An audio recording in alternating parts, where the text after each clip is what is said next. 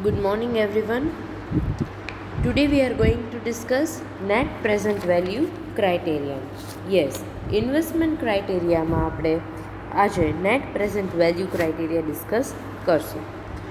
The net present value of an investment project is the present value of the future stream of net cash flows arrived at by discounting the cash flows at the rate of return that is required by the firm.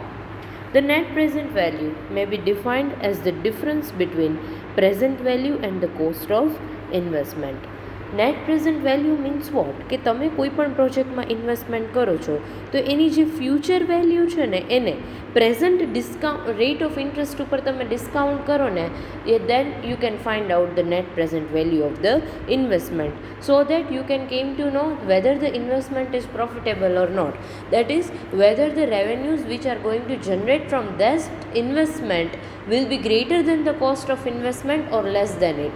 If the revenues generated from this investment are greater than the cost of investment, at that time we will accept the project. એટલે તમારી પાસે જ્યારે project આવે છે કોઈ તો તમે ફ્યુચરમાં સે ફોર એક્ઝામ્પલ અત્યારે મારી પાસે એક ઇન્વેસ્ટમેન્ટ પ્રપોઝલ છે, એક પ્રોજેક્ટ છે કે જેમાં મારે 50,000 રૂપીસ છે એ ઇન્વેસ્ટમેન્ટ કરવાનું છે.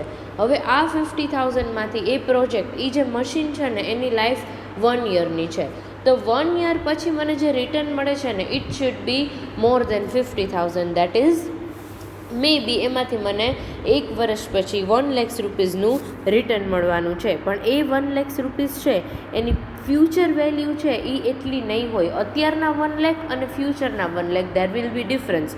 You know that now time value of money. Yes, V have two consider the time value of money કે જે 1 વર્ષ પછી મને 1 લાખ મળવાના છે એને rate of interest, current rate of interest ઉપર હું એને ડિસ્કાઉન્ટ કરીશ and then I will find out કે અત્યારે 50,000 રૂપીઝ ઇન્વેસ્ટમેન્ટ કરું છું તો ફ્યુચરમાંથી મને એમાંથી કેટલી ઇન્કમ જનરેટ થાય છે, એટલે it should be more than 50,000 at least. If the future revenue after 1 year is less than 50,000, it means I will reject that project. So the net present value છે એ કેવી રીતે ફાઇન્ડ આઉટ થાય તો એની એક formula છે. Net present value is equals to PV minus C, where NPV is equals to net present value. PV means present value and C means cost of investment. Yes, as I have told you, the net present value shows the residual amount left. That is, when the net amount invested is deducted from the sum of discounted cash flows over the life of the asset at a desirable rate of discount. એટલે તમે જે net investment જેટલું કર્યું છે એને over the years તમને જેટલો પણ કેશ ફ્લો એ ઇન્વેસ્ટમેન્ટમાંથી ઇન્કમ જનરેટ થાય છે એમાંથી તમે જે નેટ ઇન્વેસ્ટમેન્ટ કર્યું છે ને એને ડિડક્ટ કરી દેવાનું and at the desirable rate of discount. કે ફ્યુચરમાંથી મને 1 લાખ મળવાના છે તો મારું નેટ ઇન્વેસ્ટમેન્ટ કેટલું હતું 50,000 રૂપીસ, તો પહેલાં એ તો હું ડિડક્ટ કરી દઈશ so that I can find out the net present value. Now, if the net present value is positive, the project should be accepted because the total revenue in its present value exceeds the total cost of investment in its present value terms. એટલે શું થયું કે જો net present value positive હોય ને તો project accept કરવાનો, કારણ કે એની ટોટલ રેવન્યુ છે પ્રેઝન્ટ વેલ્યુની ટર્મ્સમાં એની કોસ્ટ ઓફ ઇન્વેસ્ટમેન્ટ છે એના કરતાં વધારે છે. સો the project is giving a return which is more than what the firm required. એટલે ફર્મને જેટલી રિક્વાયરમેન્ટ હતી એના કરતાં વધારે રિટર્ન છે એ પર્ટિક્યુલર પ્રોજેક્ટમાં મળે છે. But if the net present value of the project is zero, the return on the project is equal to the required return. એટલે જો એની નેટ પ્રેઝન્ટ વેલ્યુ 0 હોય ને તો એનો મતલબ એમ નહીં કે એમાંથી નેગેટિવ કે લોસ થાય છે, બટ એનો મતલબ એવો થાય કે એ પ્રોજેક્ટમાંથી જે રિટર્ન મળે છે ને એ ફર્મને જેટલું રિટર્ન રિક્વાયર હતું ને એના સાથે ઇક્વલ છે. But if the net present value is negative, the project gives a return which is less than the cost of capital or the return required. એટલે આમાં 3 સિચ્યુએશન થઈ કે જો નેટ પ્રેઝન્ટ વેલ્યુ છે ને એ પોઝિટિવ હોય તો એનો મતલબ એમ થયો કે ફર્મે જેટલું એક્સપેક્ટ કર્યું હતું ને it means cost of investment કરતાં તમને રિટર્ન વધારે મળે છે, તો પ્રોફિટની સિચ્યુએશન. બીજી સિચ્યુએશન એ છે if the net present value is equals two 0, તો એનો મતલબ એમ થયો કે ફર્મે જેટલું કોસ્ટ કરી છે એની સાથે ઇક્વલ રિટર્ન મળે છે, એટલે તમે જેટલું એક્સપેક્ટ કર્યું હતું એટલું તમને રિટર્ન મળે છે. But if net present value is negative, it means the return is less than the cost of capital. એટલે તમે જેટલું નેટ ઇન્વેસ્ટમેન્ટ કર્યું છે ને એના કરતાં પણ ઓછું રિટર્ન મળે છે, એટલે આવા પ્રોજેક્ટને તમારે રિજેક્ટ કરવાના છે. સો when choice between two projects has to be made, the one with higher net present value would be chosen. Definitely તમારી પાસે બે પ્રોજેક્ટ હોય અને તમારે બે પ્રોજેક્ટમાંથી એક પ્રોજેક્ટ ચૂઝ કરવાનો છે, તો તમે કયો સિલેક્ટ કરશો કે જેની નેટ પ્રેઝન્ટ વેલ્યુ છે એ હાયર છે. એનો મતલબ એમ કે જે પ્રોજેક્ટની નેટ પ્રેઝન્ટ વેલ્યુ હાયર હશે એમાંથી તમને વધારે રેવન્યુ જનરેટ થશે. So following is the formula for the net present value. હવે એક આખી ફોર્મ્યુલા છે, because net present value we will find over the years. તમારી પાસે જે પ્રોજેક્ટ છે, જે તમે કેપિટલ ઇન્વેસ્ટમેન્ટ કરો છો, એ કેપિટલ ઇન્વેસ્ટમેન્ટ છે મશીનરી, એની લાઈફ 10 યર્સની છે, તો એટલા વર્ષ સુધી તમને એમાંથી રિટર્ન મળશે અને at the end of the life of that machinery તમને ટોટલ કેટલું રિટર્ન મળે છે એમાંથી તમે આ જે ડિસ્કાઉન્ટેડ રેટ છે, રેટ ઓફ ડિસ્કાઉન્ટ છે, એ ડિડક્ટ કરશો અને ફાઇનલી તમને નેટ પ્રેઝન્ટ વેલ્યુ છે એ કેલ્ક્યુલેટ કરી શકશો. So let us discuss the formula. NPV is equals to A1 divided by 1 plus R plus A2 divided by 1 plus R raised to 2 plus A3 divided by 1 plus R raised to 3 up to AN divided by 1 plus R raised to N minus CO.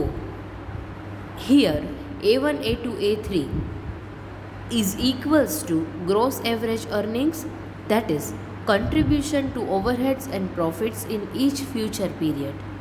R is equals to rate of discount equal to the opportunity rate of interest. Yes, R નો મતલબ અહીંયા શું કીધો? Rate of discount which is equals two opportunity rate of interest. એટલે કેપિટલમાં જો તમે investment ન કર્યું હોત અને કોઈ બીજાને તમે એ મનીને લેન્ડ કર્યા હોત તો એ તમારી પાસે ઓપોર્ચ્યુનિટી હતી કે તમે એટલો રેટ ઓફ ઇન્ટરેસ્ટ છે એ રિસીવ કરી શકો. તો અહીંયા આ જે રેટ ઓફ ડિસ્કાઉન્ટ છે એ કેટલો છે? Equals to rate of interest. એટલે એટલા જે રેટ ઓફ ઇન્ટરેસ્ટ તમને માર્કેટમાંથી મળતો હતો ને એને તમે અહીંયા ડિસ્કાઉન્ટ કરી દેશો. N means number of years and CO is equals to net investment in the project which includes initial cost, installation charges and any other expenses required by the investment. હવે CO નો મતલબ શું થાય કે તમે investment કરો છો પ્રોજેક્ટમાં તો એ ટોટલ નેટ ઇન્વેસ્ટમેન્ટ કેટલું છે, તો આ ઇન્વેસ્ટમેન્ટમાં કયા કયા ફિગર્સ ઇન્ક્લુડ થાય? તો ઇનિશિયલ કોસ્ટ એટલે જેટલી તમે ઇનિશિયલી પરચેસ કર્યું હોય એ, પછી installation charges, definitely machinery purchase કરી છે તો ઇન્સ્ટોલ તો કરાવવી જ પડે, અને બીજા એવા કોઈ પણ એક્સપેન્સ હોય કે જે ઇન્વેસ્ટમેન્ટ સાથે રિલેટેડ હોય અને રિક્વાયર્ડ હોય. Now equation is NP is equals to N sigma T is equals to 1 is equals to AT divided by 1 plus RT minus CO. Here T is equals to notation for different time period. Yes, T છે ને એ different time પીરિયડનું notation છે. Net present value is equals to the sum of discounted gross earnings minus the sum of discounted value of cost. Yes, આ બેનો difference એટલે આપણને net present value મળી જાય. અહીંયા છે ને આપણે એક્ઝામ્પલથી અહીં કાંઈ એક્સપ્લેન નથી કર્યું બિકોઝ અહીંયા પ્રેક્ટિકલ સમ ક્યારેય પૂછાતા નથી. જસ્ટ એક આ ફાઇન્ડ આઉટ કરવા માટે થઈને એક અહીંયા ફોર્મ્યુલા અવેલેબલ છે. So just go through it. Now as said earlier, 3 situations are there. If the net present value of the project is positive means that the project adds more to revenues in present value terms than it adds to cost in the present value terms and therefore it should be accepted. So when net present value is positive, it means that project adds more to revenue than cost. Second condition is, if the net present value of the project is negative, it should be rejected. Yes, NPV negative હોય તો પ્રોજેક્ટને reject કરી દેવાનો, because એમાં cost કરતાં revenue છે એ ઓછી છે. And if the net present value of a project is zero, it may or may not be accepted. એટલે જો કોઈ પણ પ્રોજેક્ટની નેટ વેલ્યુ ઝીરો હોય એટલે બે ઇક્વલ છે, તો એ ટાઈમે કદાચ પ્રોજેક્ટ એક્સેપ્ટ થાય પણ અને નો પણ થાય. સો now we are going to discuss some advantages and disadvantages of this method.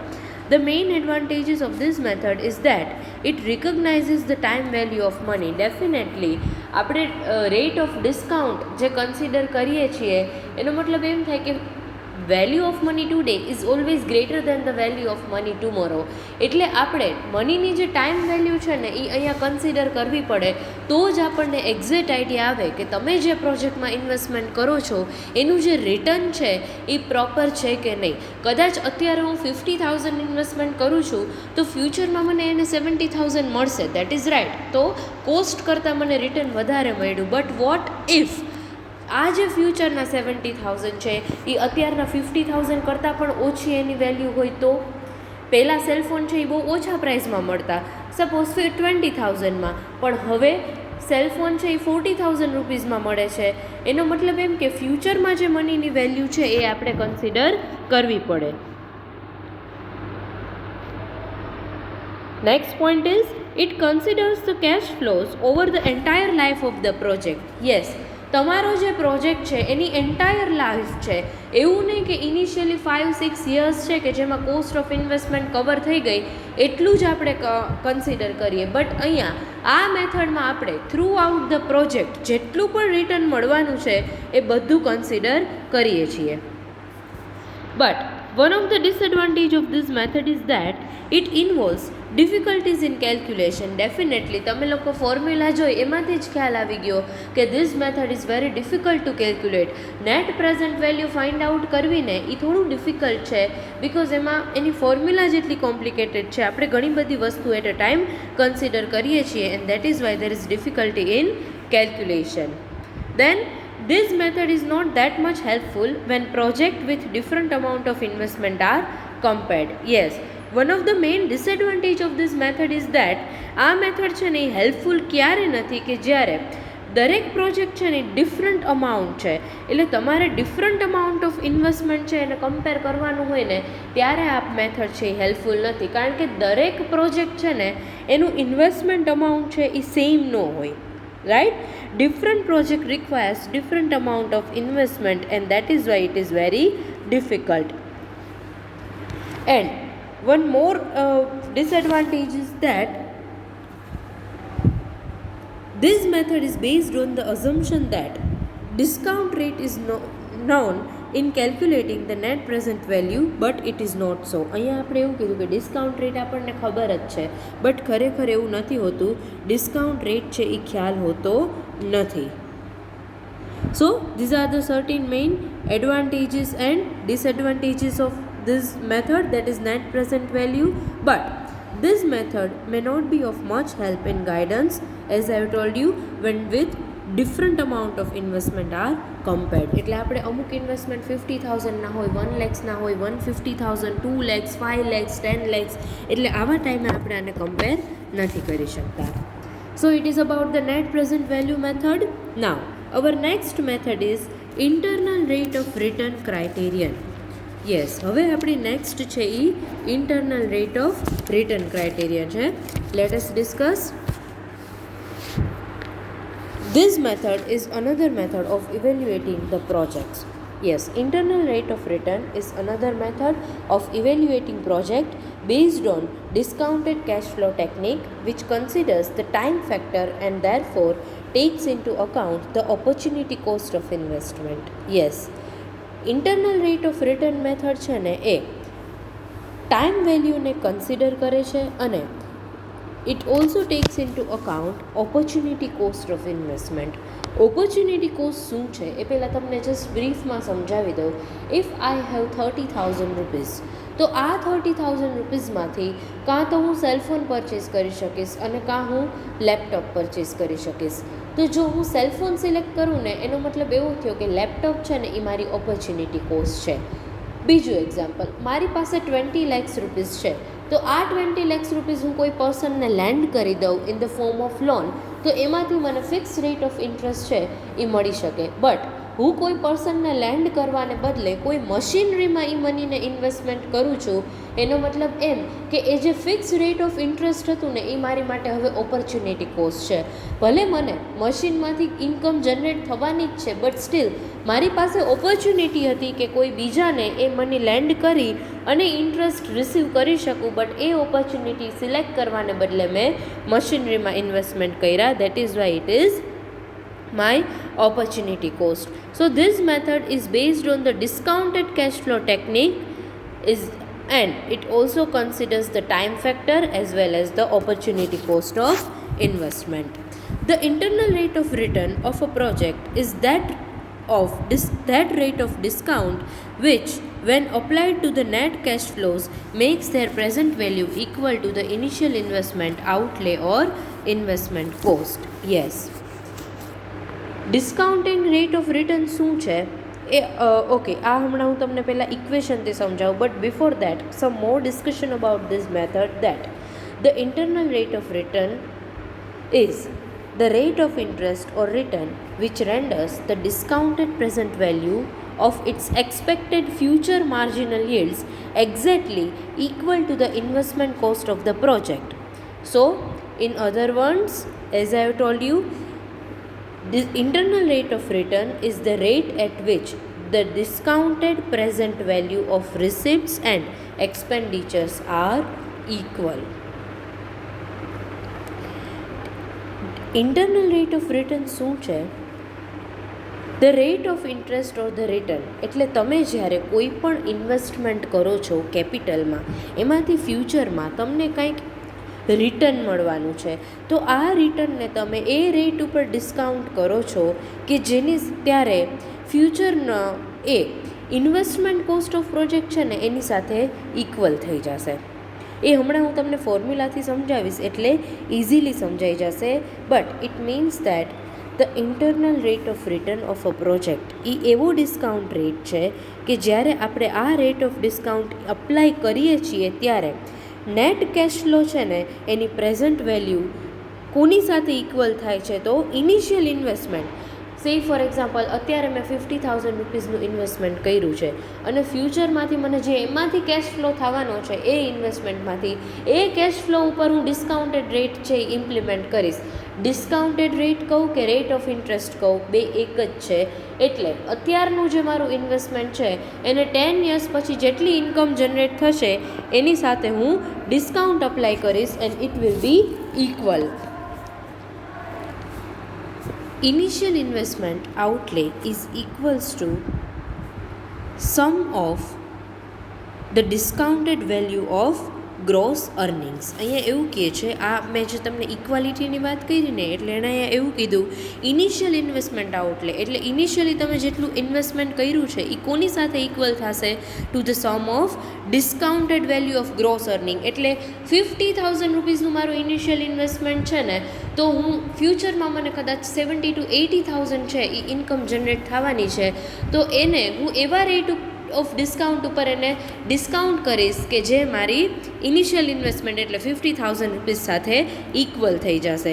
With the help of the formula, CO is equals to A1 divided by 1 plus R plus A2 divided by 1 plus R raised to 3 plus up to AN divided by 1 plus R raised to N, where CO is equals to initial investment, A1, A2, AN is equals to gross average earning. એટલે ફ્યુચરમાં AN એટલે number of year. Suppose મારો જે project છે machinery એની life 10 years છે, તો આ 10 yearsમાંથી મને જેટલું રિટર્ન મળવાનું છે એને એ રિટર્નને હું ડિસ્કાઉન્ટ કરીશ અને એ બધાનો total will be equal to initial investment outlay.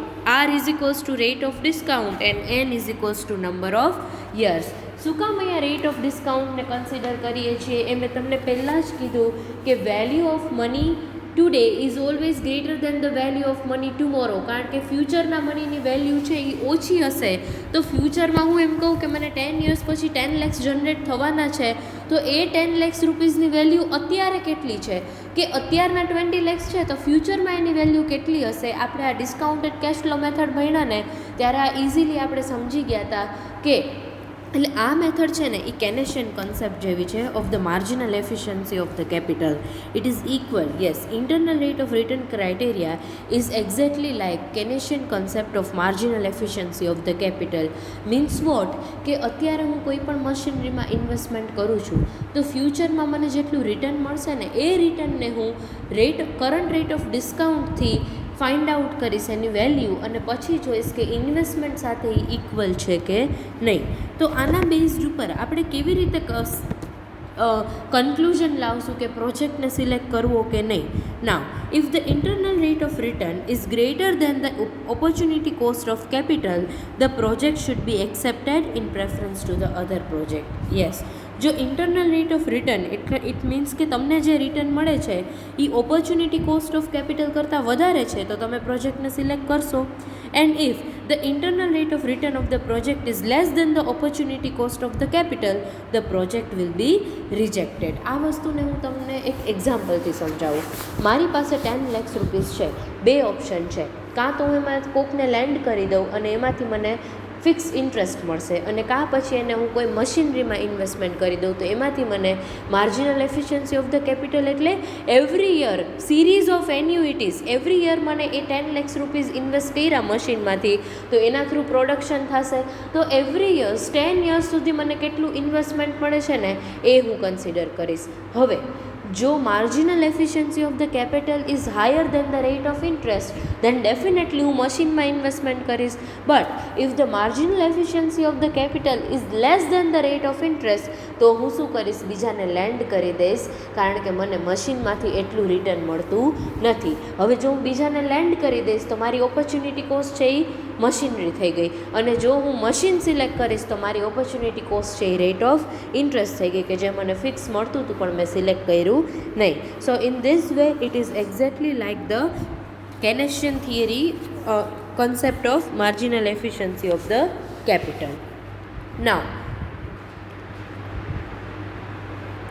the internal rate of return આપણે કીધું કે if it is greater than the opportunity cost of capital, the project should be accepted. એટલે જો તમને કોસ્ટ ઓફ કેપિટલ કરતાં return વધારે મળતું હોય તો પ્રોજેક્ટ એક્સેપ્ટ કરવાનો, અને જો તમે કોસ્ટ જેટલી કરી છે એ કેપિટલ માટે એના કરતાં રિટર્ન ઓછું મળે છે તો એ પ્રોજેક્ટને એક્સેપ્ટ ન કરો અને go for some other option. Now we are going to discuss the merits and demerits of this method. First of all, the first merit is it considers the cash flow over the entire life of the project. Definitely throughout the life તમારો જે project છે એમાં કેટલો cash flow થવાનો છે, કેટલી income generate થવાની છે એ બધી જ આપણે કન્સિડર કરશું. It also considers the time value of money. Yes, આપણે ડિસ્કાઉન્ટિંગ રેટ એટલે તો અપ્લાય કરીએ છીએ કે time value of money consider કરવી જ પડે, કે ફ્યુચરમાં એ મની જે ઇન્કમ જનરેટ થવાની છે એની પ્રેઝન્ટ વેલ્યુ કેટલી છે. દેન this method is universally accepted. Yes, this method છે એને યુનિવર્સલી બધે જ તમે ઇમ્પ્લિમેન્ટ કરી શકો છો. Then cost of capital is not the precondition for its use in project appraisal. Yes, cost of capital છે ને આ મેથડ માટે પ્રી કન્ડિશન નથી કે તમારે જો કોઈ પ્રોજેક્ટને ઇમ્પ્લિમેન્ટ કરવો પડે તો કોસ્ટ ઓફ કેપિટલ પહેલાં ફાઇન્ડ આઉટ કરવી પડે નહીં, એટલે એ પ્રી કન્ડિશનમાં તરીકે આપણે કન્સિડર કરતા નથી for the project appraisal. But there are certain limitations also. First of all, the first limitation is difficulty in calculation. Yes, it is very difficult to calculate the internal rate of return. Then this method does not prescribe any discount rate. Yes, આપણે અહીંયા પહેલાં જ કીધું હતું કે આપણે એવું કહીએ છીએ કે discounting rate is given, but it is not that much easy. Discounting rate છે એ ક્યાંય પ્રિસ્ક્રાઇબ કરેલો હોતો નથી. Then this method is not useful in solving problem in all the situation. Yes, દરેક સિચ્યુએશનમાં છે ને પ્રોબ્લેમ સોલ્વ કરવા માટે આ મેથડ છે ને એ હેલ્પફુલ ન પણ હોઈ શકે. એટલે સમટાઈમ્સ સિચ્યુએશન્સ આર ડિફરન્ટ. આપણે કીધું કે marginal efficiency of the capital અને રેટ ઓફ ઇન્ટરેસ્ટ છે, તો એની માટે ઘણા બધા એવા ફેક્ટર્સ છે કે જે આપણે કન્સિડર કરવાના હોય છે. બટ અહીંયા એવા કોઈ ફેક્ટર્સ આપણે એટલે ડિફરન્ટ સિચ્યુએશન છે એ ડિફરન્ટ ફેક્ટર્સને ઉપર ડિપેન્ડ કરતી હોય છે, તો દરેક સિચ્યુએશનમાં આપણે આ મેથડને ઇમ્પ્લિમેન્ટ કરી શકતા નથી. અને બીજું તમને જે કીધું કે રેટ ઓફ ડિસ્કાઉન્ટ છે એ ક્યારેય પ્રિસ્ક્રાઇબ કરેલો નથી. We have to specify the minimum acceptable rate in relation to which its internal rate of return can be compared. એટલે આપણે મિનિમમ એક્સેપ્ટેબલ રેટ છે ને એ આપણે સ્પેસિફાય કરવો જોઈએ કે જેના બેઝ ઉપર આપણે ઇન્ટરનલ રેટ ઓફ રિટર્નને કમ્પેર કરી શકીએ. And it should be same as the discount rate of net present value method. એટલે આ વસ્તુ થોડી ડિફિકલ્ટ થઈ જાય કે ડિસ્કાઉન્ટ રેટને પ્રિસ્ક્રાઇબ કરવો, કેલ્ક્યુલેશન છે એ થોડું ડિફિકલ્ટ છે, કારણ કે સિરીઝ ઓફ એન્યુઇટીઝ કે ફ્યુચરમાં તમને કેટલું રિટર્ન મળવાનું છે એને તમે પ્રેઝન્ટ વેલ્યુ ઉપર ડિસ્કાઉન્ટ કરો અને એ ડિસ્કાઉન્ટિંગ રેટ તો ક્યાંય પ્રિસ્ક્રાઇબ છે જ નહીં. એટલે એ રેટ છે એને તમારે એસ્ટિમેટ કરવો ઇટ ઇઝ ક્વાઇટ ડિફિકલ્ટ. સો આજે આટલું રાખીએ. નેક્સ્ટ લેક્ચરમાં આમાં એક મેથડ બાકી છે, that is profitability index criteria. એ આપણે ડિસ્કસ કરશું and we will also discuss supply of capital. So thank you very much. See you all in the next session.